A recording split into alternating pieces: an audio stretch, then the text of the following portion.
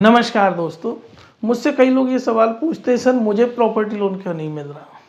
Sir मेरे पास तो करोड़ों की प्रॉपर्टी है, प्रॉपर्टी लोन आखिर बैंक ने मुझे क्यों मना कर दिया। तो मैं आपको आज बताता हूँ कि प्रॉपर्टी, अगर आपके पास कोई प्रॉपर्टी है इसका ये मतलब नहीं है बैंक आपको लोन दे देगा। प्रॉपर्टी लोन की बात मैं कर रहा हूँ। होम लोन में तो बैंक फिर भी जैसे तैसे एलिजिबिलिटी निकाल लेता है। प्रॉपर्टी लोन में बैंक बेसिकली ये चाहता है कि आपके घर के साथ साथ आपके पास सोर्स ऑफ इनकम भी रहे।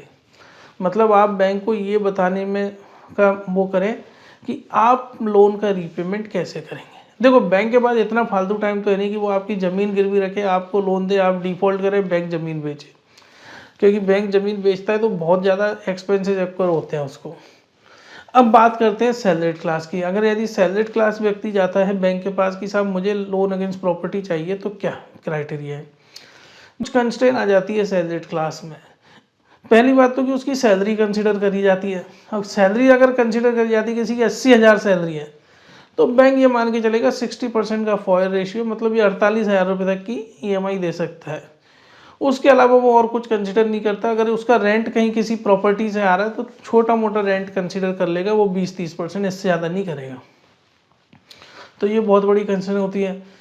कोई सैलरीड क्लास है, 80,000 कमा रहा है, ऑलरेडी 48,000 की किस्त दे रहा है, तो बैंक हाथ खड़े कर देगा, साहब हम तो नहीं दे पाएंगे आपको लोन।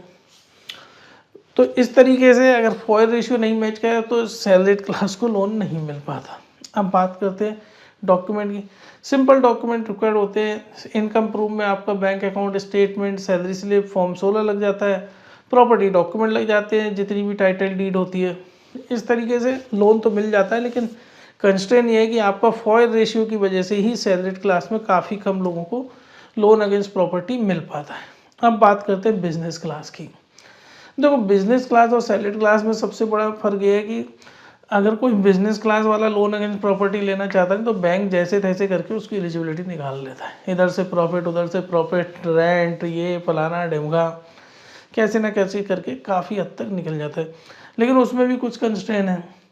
मान के लो कोई बिजनेस है जिसका बिजनेस रजिस्ट्रेशन प्रूफ नहीं है, मैक्सिमम ट्रांजैक्शन कैश में होते हैं, रेंट कैश में मिलता है, ITR में 1,00,000-1.5 लाख रुपए की इनकम शो करिए, तो इन वाले केसेस में काफ़ी दिक्कत आ जाती है। अगर यदि कस्टमर सोचता है कि मुझे फ्रीली 1-2 करोड़ रुपए का लोन चाहिए, तो वो मिलना बड़ा मुश्किल हो जाता है। बिजनेस पर हम जैसे अगर यदि कोई सेल्फ एम्प्लॉय लोन लेने जाता है लोन अगेंस्ट प्रॉपर्टी, तो वही है पैन कार्ड, आधार कार्ड, बिजनेस रजिस्ट्रेशन प्रूफ, 6 महीने का बैंक अकाउंट स्टेटमेंट, पिछले 2 साल की balance sheet, ITR, profit and loss और GST अगर है तो GST रिटर्न, ये सब डॉक्यूमेंट्स उसको देने होते हैं। सिंपल प्रोसेस होता है, लेकिन कुछ कंस्ट्रेंट के चलते काफ़ी लोगों को लोन अगेंस्ट प्रॉपर्टी नहीं मिल पाता। फ्रेंड्स, हम भी लोन अगेंस्ट प्रॉपर्टी का काम करते हैं मानसरोवर जयपुर के अंदर। अगर आपको जयपुर राजस्थान में कहीं भी लोन की आवश्यकता हो, हमसे संपर्क करें। हम आपको कैशबैक भी देंगे। अगर आप किसी और की फाइल हमें रेफ़र करेंगे, हम आपको अच्छा खासा कमीशन देंगे। हमसे जुड़ने के लिए ऊपर दिए हुए नंबर पर आप हमसे संपर्क कर सकते हैं। धन्यवाद।